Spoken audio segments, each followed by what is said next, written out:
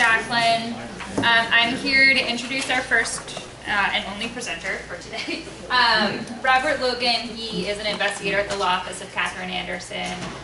He's here to talk to us and give us some skills on self-assessment, substance abuse and the lawyering community, and how to identify in yourself if you're showing some of those symptoms or issues, and also tell a very important story of his own dealing with substance abuse in the lawyering community. So, Robert?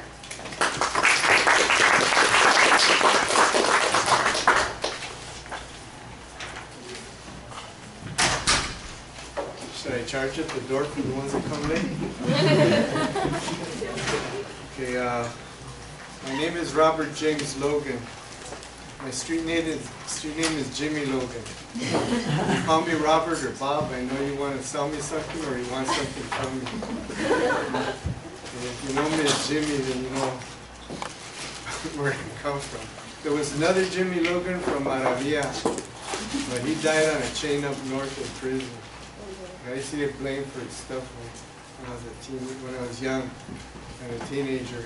I think, and I don't know that we were ever related. I think maybe he was a distant cousin who my birth certificate was used to get him across. There's an organization called The Other Bar, which grew up. It's based on 12-step programs. This particular brochure talks about the circumstances with regard to substance abuse in this profession. And there's a self-test. One of the biggest parts about determining whether or not there's a problem is our own self-assessment. And it's a learned type of situation. There are some questions to go over there that you can, by yourself, for yourself, you can take a look at. There's another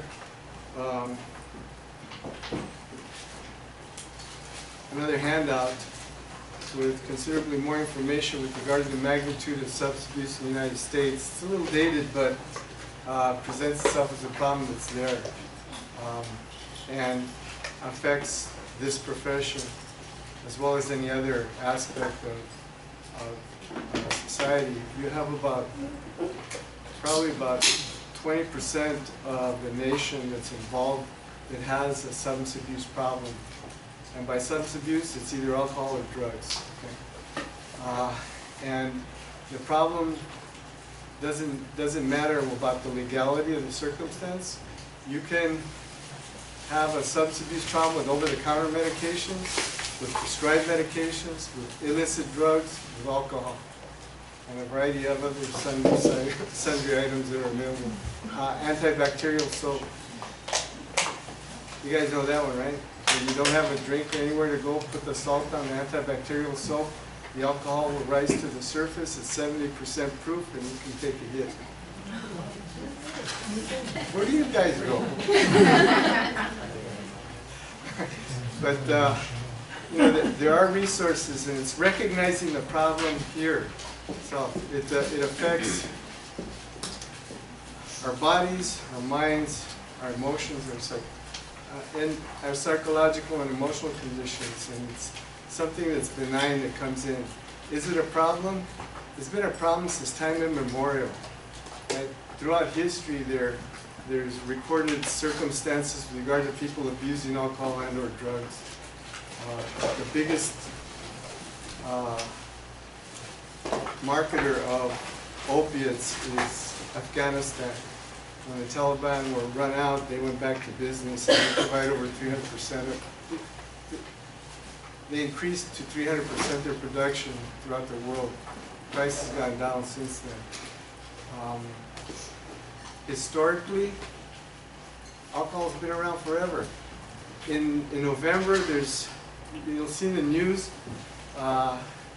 in India, during the harvest time, for celebration, they brew these big vats of beer, and they party down for harvest time in India. Well, what happens too is the elephants get wind of the odor of the beer, and they crash the party, and stomp the villagers and knock down the houses. because they like a good party too. It isn't just human beings. Monkeys, giraffes, any variety of birds and things will take fermented fruit and get inebriated on that and cause problems amongst themselves. National Geographic had a movie about chimps that were drunk falling out of trees. They also, along the Potomac, where they put up all those cherry trees for Washington, when the cherries get fermented after they've ripened, the birds get them, and then they run around the Potomac and Washington, D.C., attacking people and running into buildings and windows. So, I mean, it isn't just about us, it's about something that affects physiologically. The medications that we all have today have evolved from natural substances that we found over evolutionary time to help us with regard to certain pain and circumstances that we're going through. And so it's not uncommon. We've tried to improve on the subject by pharmaceuticals and things of that nature, and we've actually created a bigger problem for ourselves. Right now, as I said, about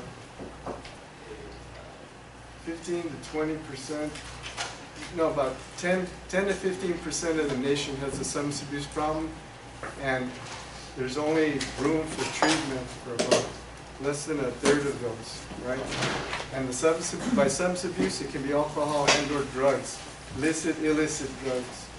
And you know, some of the problems right now, the opioids, big time. Let me go back to alcohol. This country was founded on alcohol. Did you know that? We were colonies. We made rum, and we took it to Europe and sold it and made a lot of money. And the King of England says, we're taxing your rum sales. And so what did we say? Remember from history, no taxation without representation? They wouldn't give us a seat in Parliament. We don't have a British accent. And we started the Revolutionary War.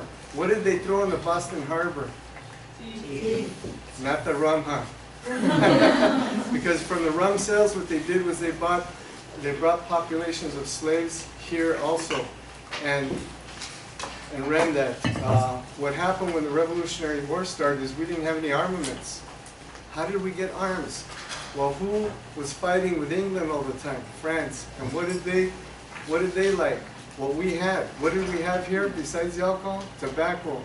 We gave them tobacco. They gave us armed galleons and munitions, cannons, rifles, and through tobacco we were able to defend ourselves and overtake the British with what we bought from France. So, and the two items that were the first to be sources of revenue to the United States were alcohol and tobacco. They have a long history here, and they continue to have that. It's been measured and not dose and dosage, I call it, right? And so you got the alcohol going down to the proofs, and you also have measured how much alcohol in the body will cause a person to drive or act inappropriately based on how much alcohol is in their body. The tobacco, open-ended. In '63, they knew that it caused cancer. And that was hidden by the tobacco companies who bought the research and put it away. It wasn't discovered till the '90s. And the lawsuits that came after that.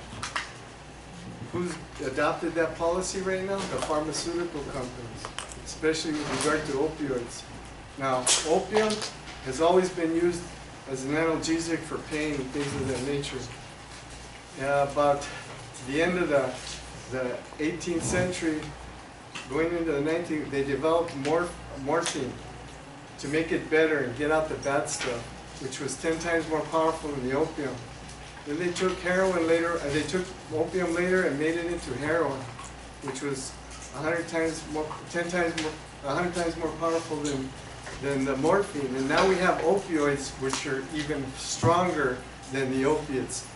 The opioids are synthetics that are put together. Are they addictive? Yes. 40% of employers in the United States say that they have problems within their workforces of people who are addicted and or using opiates on the job. They're handed out like candy, they're prescribed like crazy, and the kickbacks go to the doctors and hospitals and the pharmacies. And it is a problem. It's an epidemic right now. And somebody, in all their lucidity, went ahead and legalized pot.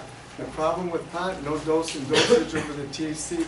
The pot that they smoke today is a hell of a lot stronger than the pot that we smoked in the 60s. Right? And what was happening around with the hippie movement and all of that, significantly, it's been farmed, it's been to create greater amounts of THC, but there's no measure into how much will debilitate you when you use it. There's no measure about how much. They went ahead and legalized it, but there's no measure of that. Right now, I think in California, we had the first death caused by a driver under the influence of THC. It's become a problem in other states that have used it. Just because it's legal doesn't make it okay. It's what we do with it. You can get busted for driving under the influence of over-the-counter medications that cause drowsiness, right? Driving under the influence of what? That. You can get busted for driving under the influence of pharmaceutical drugs. The doctor gave it to me. Yeah, it says don't drive, right? Alcohol. We know how much is in the body. You get drunk one night and one drink, a couple drinks, you're over 0.08, you got a problem, right? And now, with the measure we don't have that. We don't have a measure.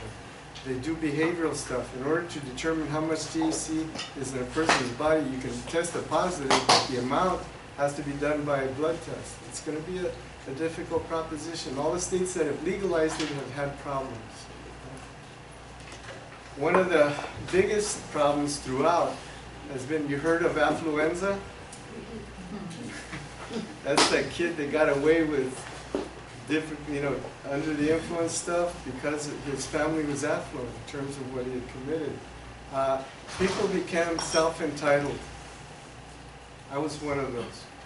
You got the money, you got this, you got that. You can afford to do it, go ahead and do it. Problem is, there's still consequences at the other end. It's a problem, and it's for us to assess in ourselves. Let's go back. I'm going to focus on me right now. I teach chemical dependency classes at East LA College. I have for the last 15 years. Right? For people who want to be certified drug counselors, I put together the Sentenced Offender Drug Court program in Judge Tynan's court when I worked at Impact. I was a program coordinator there. In custody, residential, and outpatient. 18-month program. Your charges are dismissed if you complete it. Right? It involved substance abuse treatment all along. I then became the program manager of Sephora right by Lincoln Park, over in Lincoln Heights. I was there for a considerable amount of time as well before I came here. I've been here since 2007.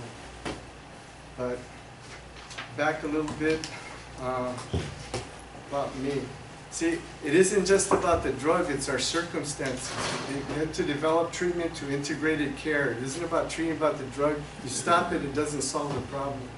It's a process, it begins then. And in integrated care, they take a look at your psychological circumstances, your physiological circumstances, your economic, your educational, your relationships, your legal situation, in order to address more than just the drug.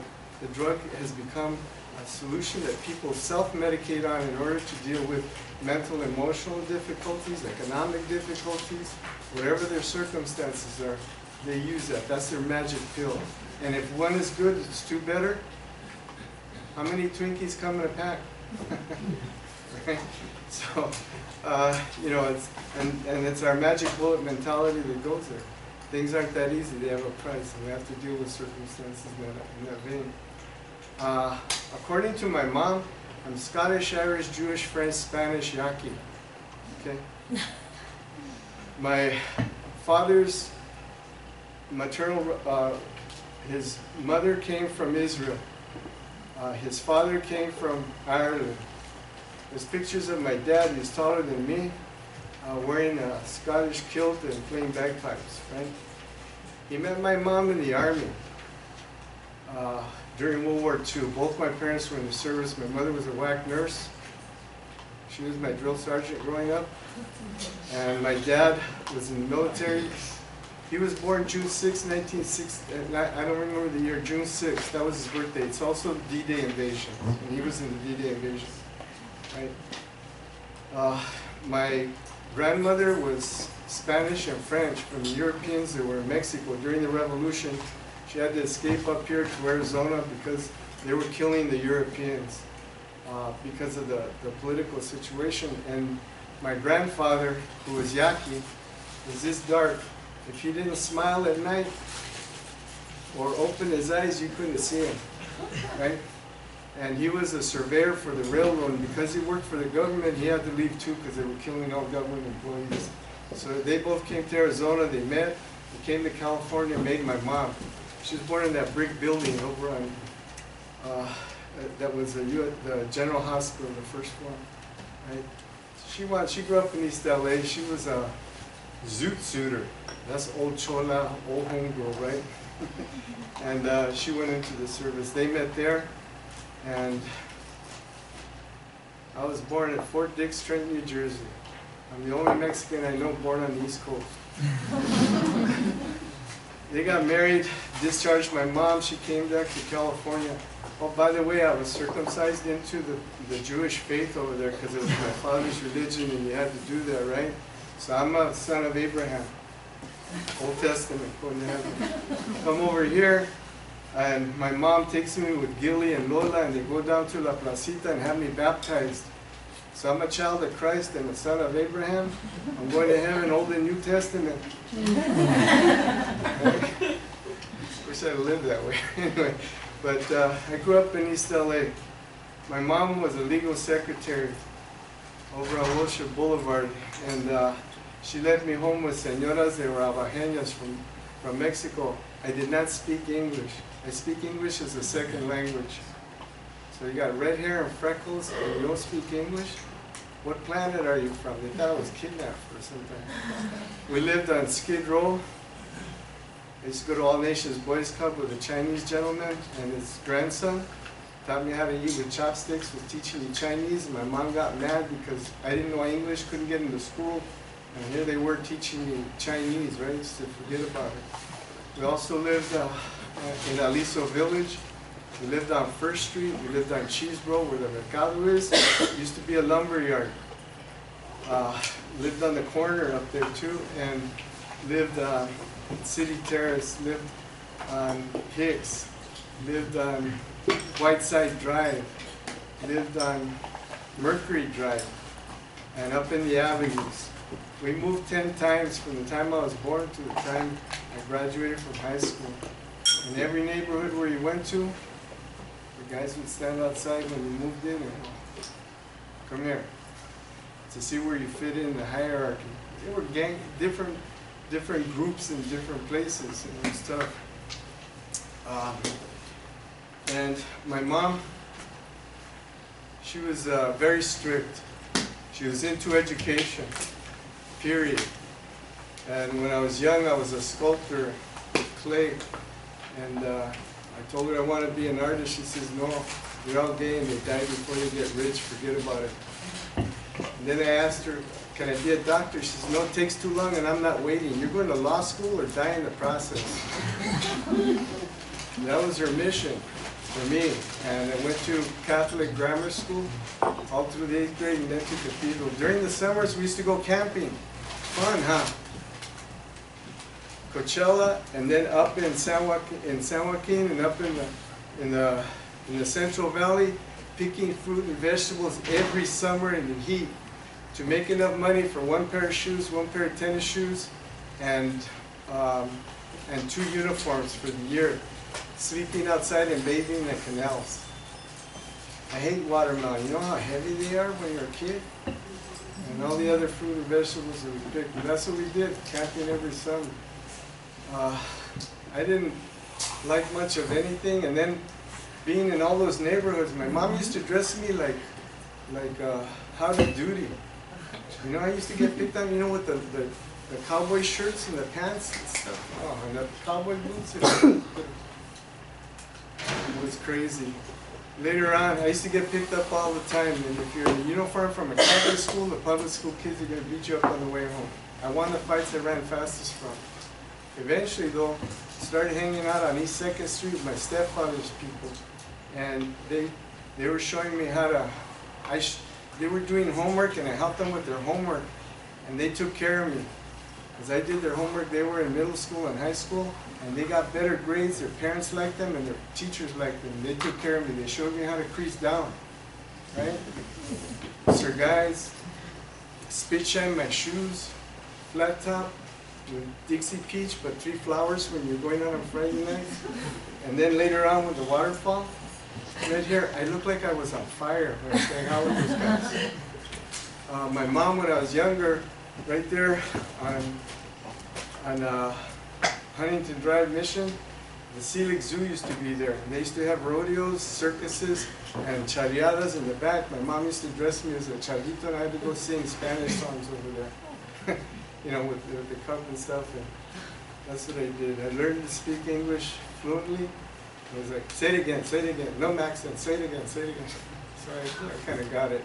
But she imposed education as a way out of empowerment, a way out of poverty and empowerment. In the meantime, I was exposed to a lot of stuff, and I didn't like what was going on.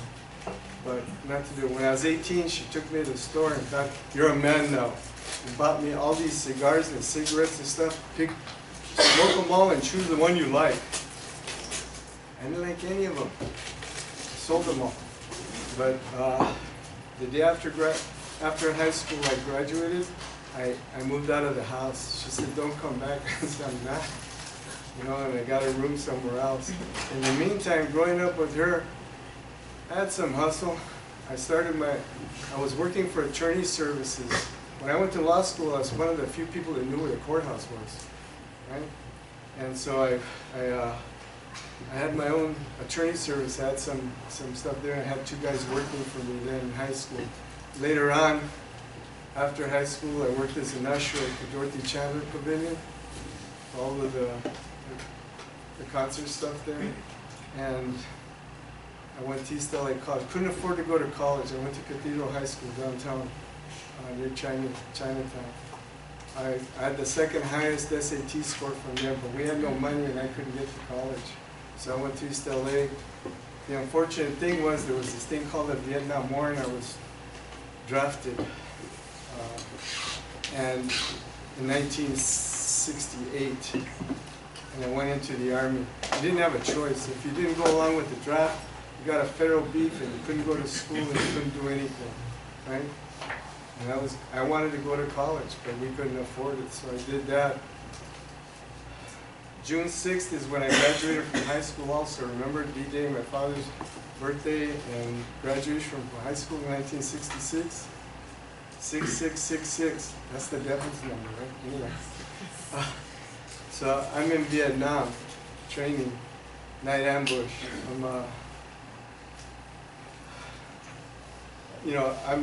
I'm lead man, scout, and June 6, 1969, it made me take another Tiger Scout with me. I was the point man. I kept us out of trouble. I used to hunt when I was a kid with my stepfather, so I knew how to track things and how to stay low key. And he hit a landmine, he hit a booby trap, and it went off and hit 4 of us, including him. I ran around. I didn't know that I remember doing this, but I read about it and people that had commended me. I hold 2 bronze stars and a Purple Heart from Vietnam. And I had been wounded in the liver, the stomach, the left arm, and the left leg. And I was bringing medics to other people, bringing ammunition to other people, returning fire. They had to drag me away. I didn't want to know that I was hurt. You know, it took me years to be able to say these things to you, and it's only because of treatment. It wasn't just, it was there for a long time.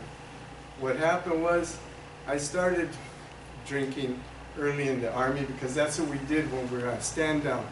I have a flight medal for doing over 42 missions at night over there. By the time I was there, I spent 6 months in the hospital with a tube down my throat, They pumped in water and sucked it out 24/7. There's the hospitals in Vietnam, Japan, and up at Davis, finally sent to Pendleton, and then returned to active duty. You're healed, go back to work. And that was it. My dad, well, what happened was, I didn't like the vulnerability of the problem. When I came back and I was dismissed from the Army, I started to drink considerably, but because I didn't like the vulnerability, and it took me up until about 5 years ago to deal with the fact that it wasn't rage, it was fear of dying. It's called PTSD. That's what I had. The VA finally grew up and can deal with the issue. And I got back and everybody hated us, spit on us and called us baby killers and all kinds of crap. I did not kill any babies. You know that Vietnamese villagers loved me because I ate with chopsticks? They used to bring me food all the time. They thought it was, wow, cool, look at this American. And I'd give them my rations because it was stuff probably from World War II in a can. and I'd eat and they'd bring me more, and man, that food was great. I don't know what I ate and where they got it from, but it was delicious and they kept going. And I know I probably ate a lot of creepy crawly little things that they had running around over there, but that was it. But when I got out here, the way they treated us, I didn't want to be here. So I left the United States. I took the money I had and I went to Spain. I lived in Spain and North Africa until I ran out of money. Nobody would give me money. My friends enrolled me in college in Northridge and said, you got to come back and start classes. So I came back. I had a hustle over there taking non-English speaking Americans and Canadians around on tours and stuff and meetings. But I got back over here. I went to school in Northridge. I did well.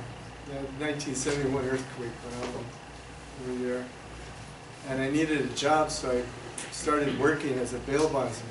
Eventually I got my own agency. I hustle to get my own business, right? But I used to have to hang out in gangster bars, because you don't bail people out of church, right?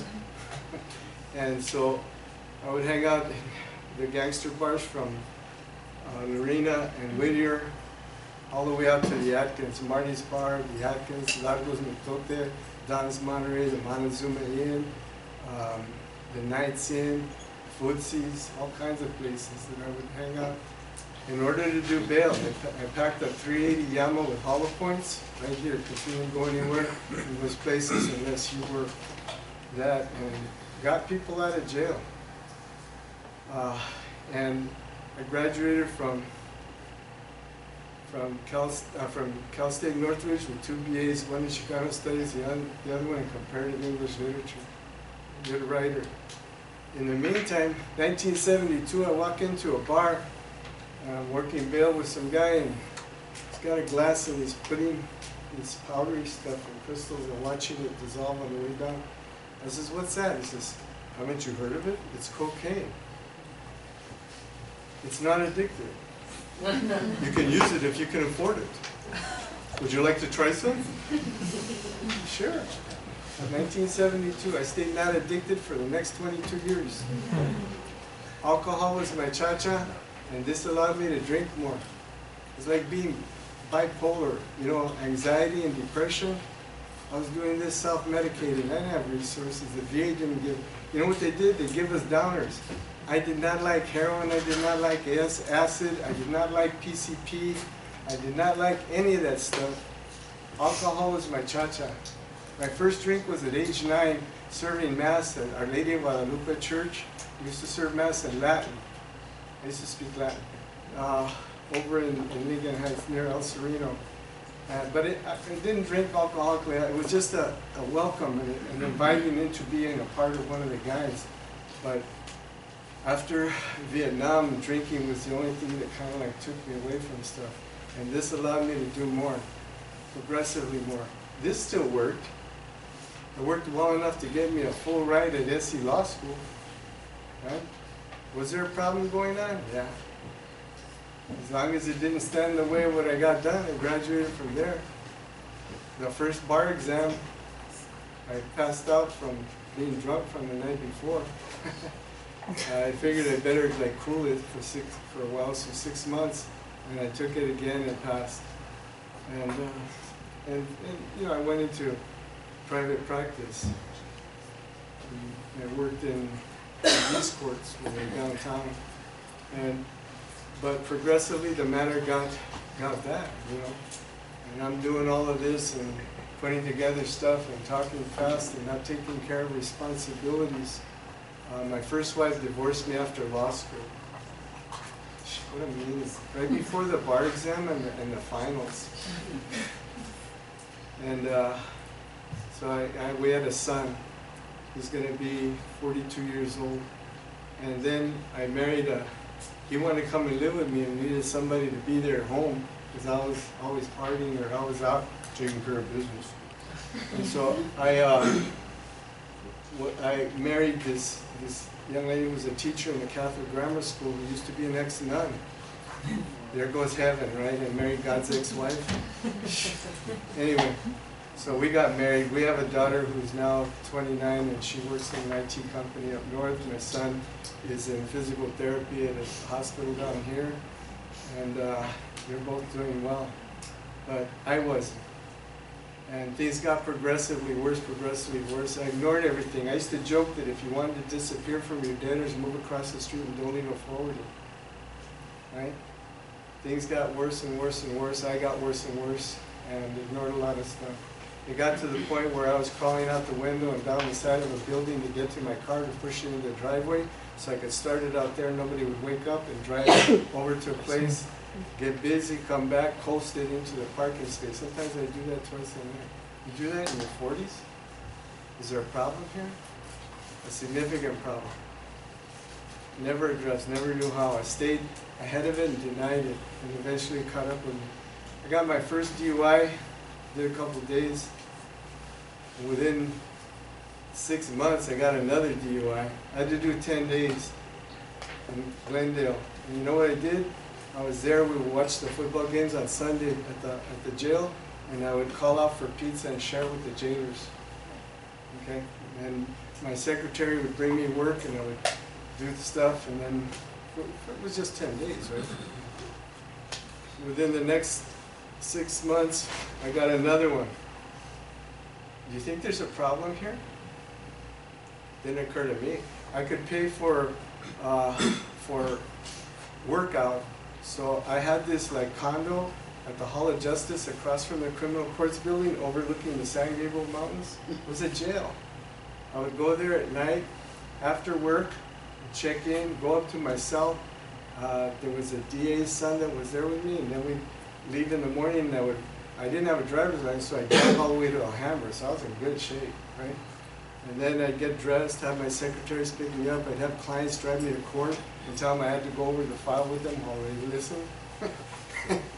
And then in the evening, I wasn't married at the time, so I'd have a honey pick me up, and we'd do no-tell time and some dinner, and then she'd drop me off at my condo, and I'd go in and have to get strip search and go to my cell. Didn't occur to me there was a problem, right? On the weekends I would get out because I told them I had to work, and I'd go play golf. And I'd eat a lot of kimchi and stuff, so they couldn't tell I was drinking, right?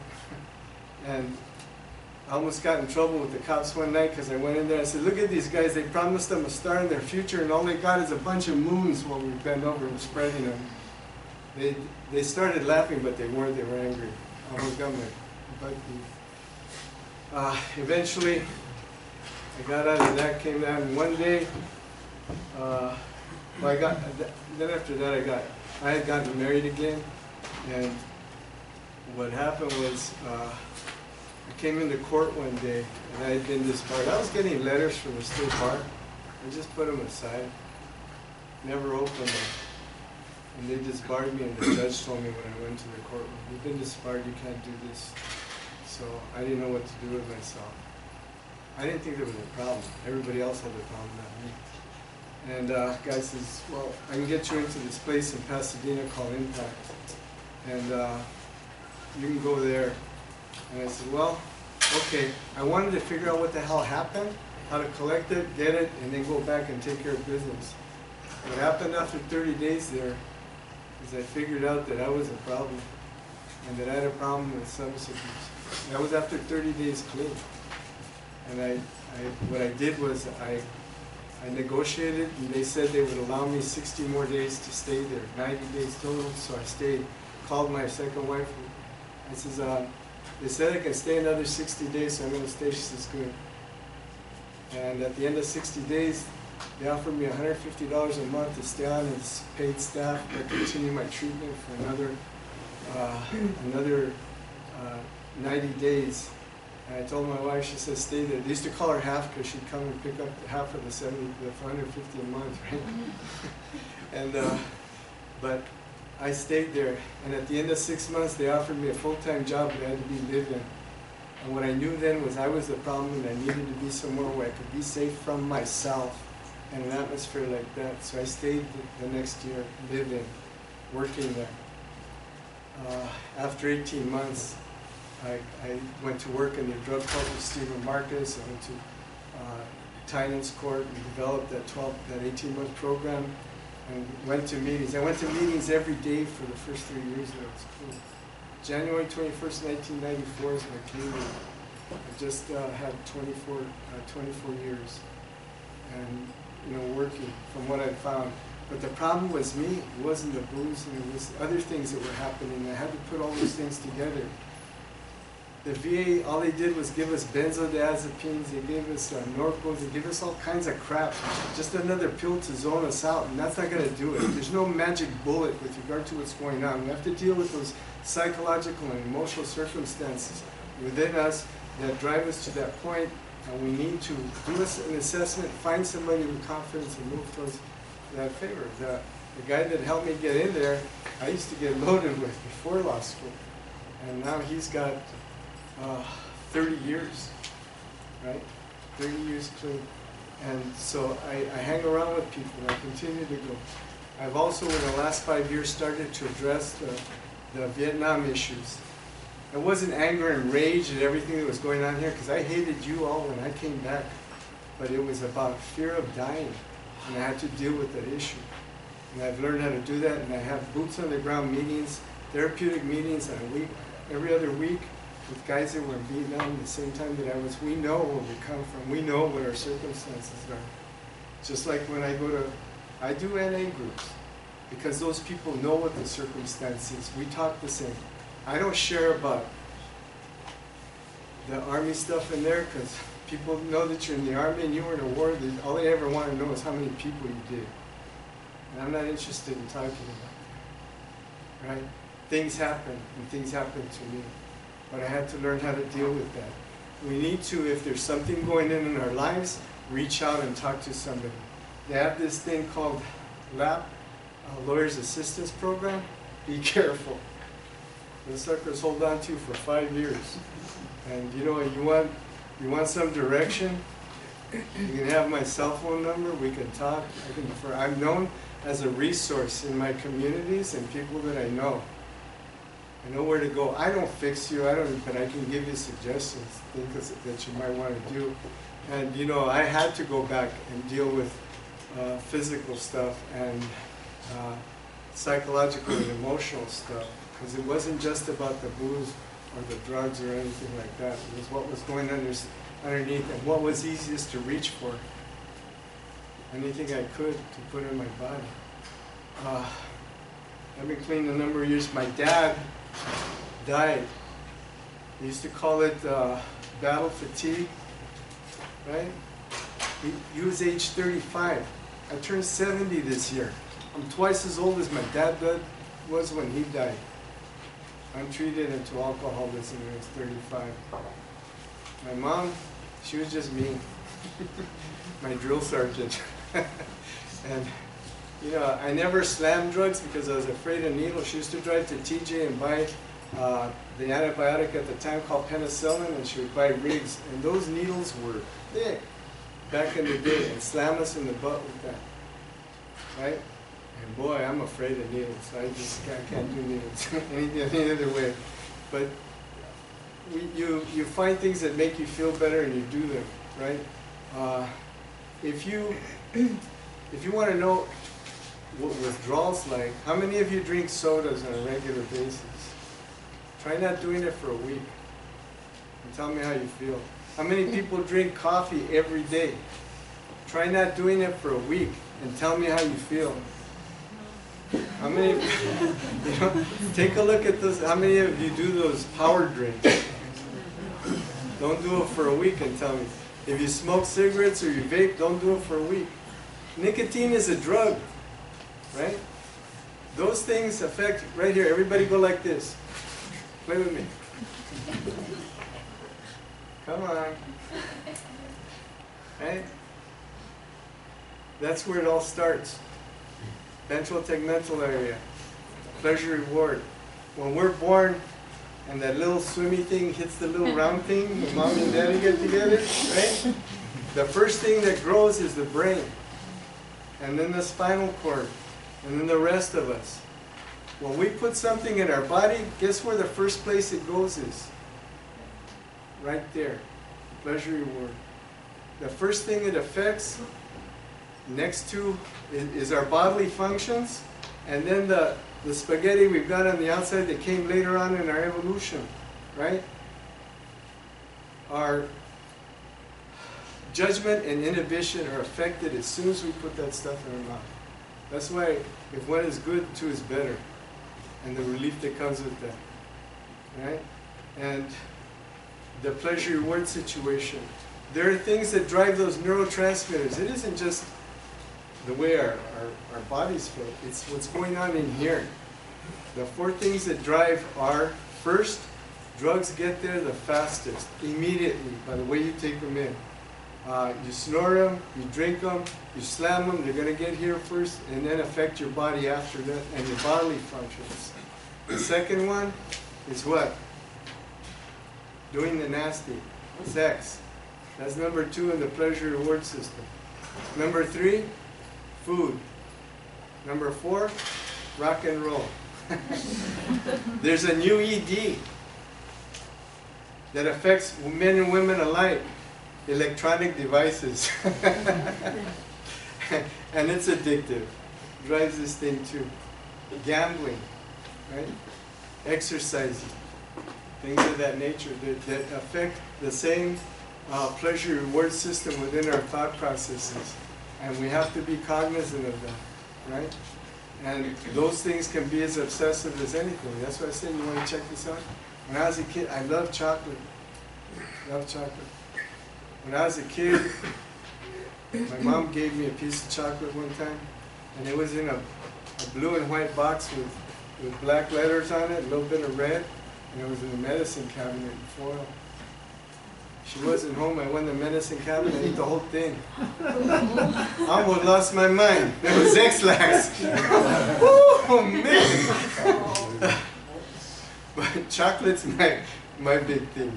But also, you know what? Check your medicine cabinets. You guys, when you go over somebody's house, you check to see what's in their medicine cabinet and see what they do? You're lying if you say no, because I know you've peeked.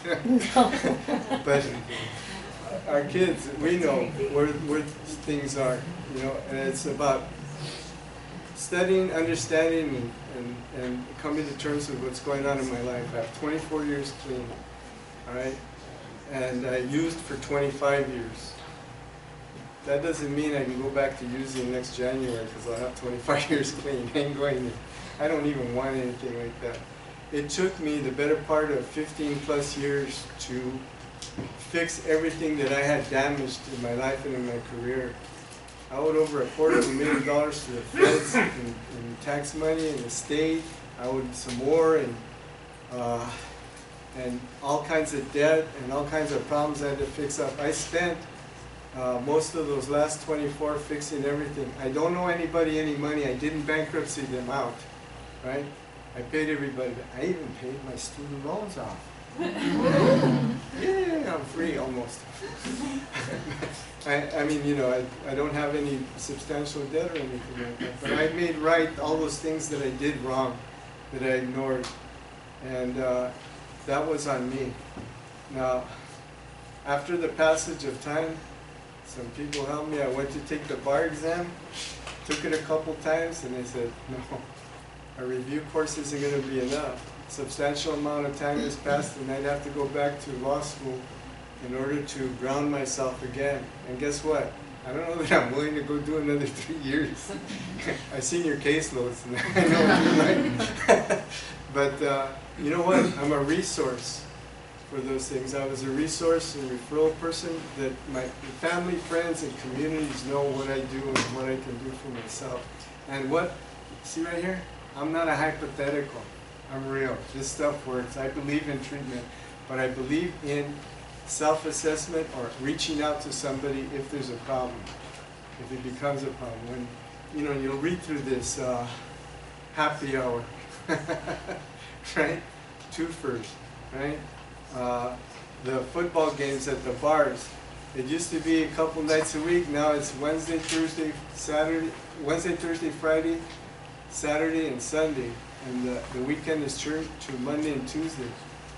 You get drunk one night, it takes the better part of a week to return to homeostasis, to where you were before you even had one drink.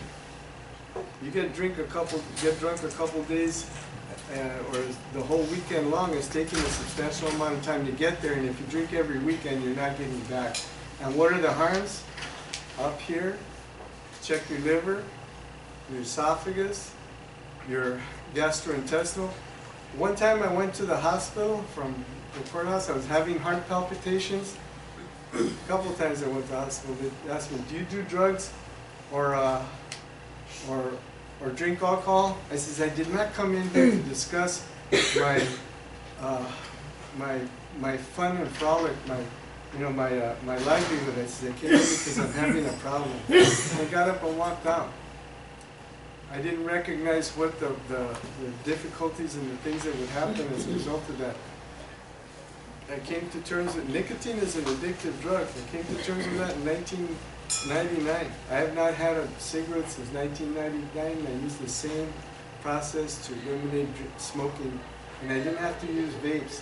Oh, for those of you that want to use Chantix, go ahead. Remember the bottom line that says, but if you feel like killing yourself or someone else, call your doctor. Give me a break.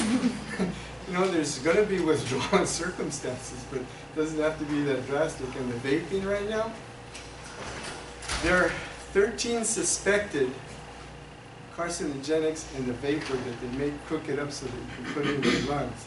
Sure, it's not carbon monoxide from lighting up, right?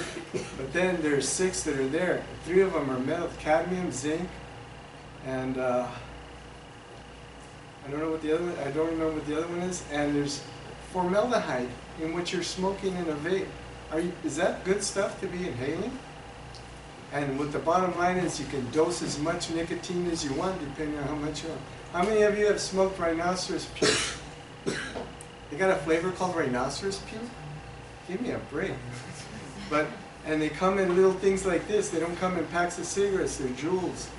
And you can spike them as much as you want. They look like USB devices. And your kids can plug them into their computer, warm them up and get them ready, and you don't even know they got them, right? And they're there. It's supposed to help you get off cigarettes. We just saw the study saying there's really not a lot of formidable stuff there. Oh, somebody else did a study. Back east, they said people with higher educations suffer from more psychosis than any other educated, the highest list of lawyers and doctors. California has the most lawyers. You're all psychotics. Find a new job or get some treatment. But then there's energy and feeling there, and you have to take care of yourself. You're the one that recognizes the problem. It's meeting the truth and understand that we can. It's not about reason, because reason stops happening as soon as you put it in your body.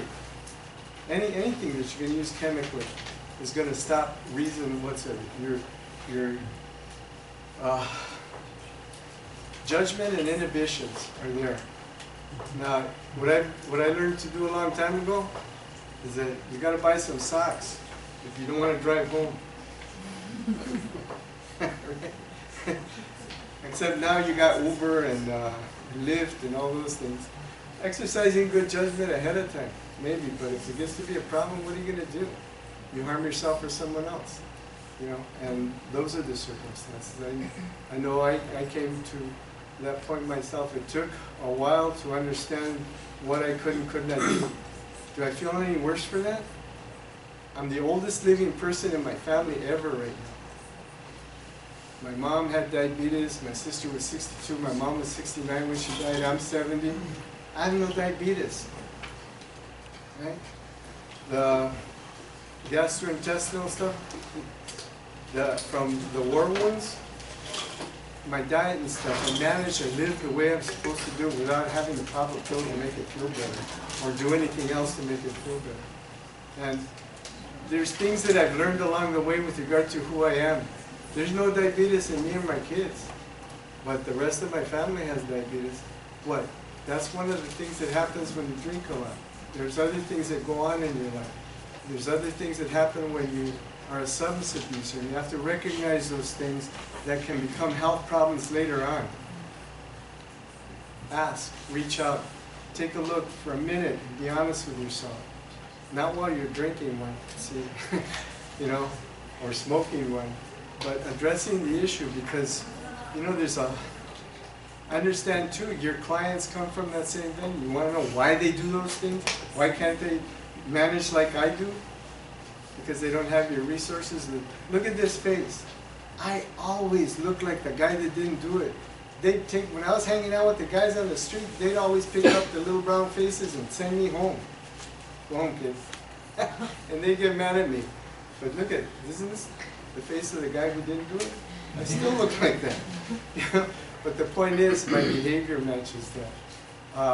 My kids, after 10 years of being clean, both told me, if you tell us you're sorry one more time, we're going to beat you up. I have not been that person that I was the day before I went to treatment. My son drinks a half a beer or a drink. My daughter drinks reasonably because they don't want to go to that place and be that person. They saw what it could do to me, what it did to me, but that they don't have to go there to learn what can happen.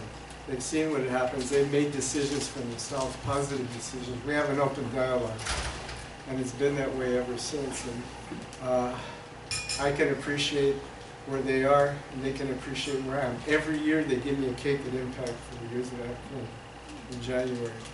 And celebrating the fact that I'm alive today. Could have been quite different had things gone otherwise. I could have been Jimmy on the chain, Jimmy Logan on the chain up north. You know? And that's just enough. Okay. Is that all right?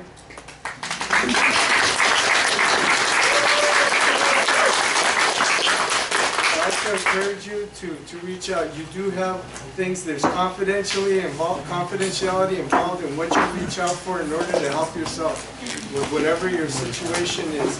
Take advantage of that. Don't go to lab. They'll come to you if they know that there's a problem.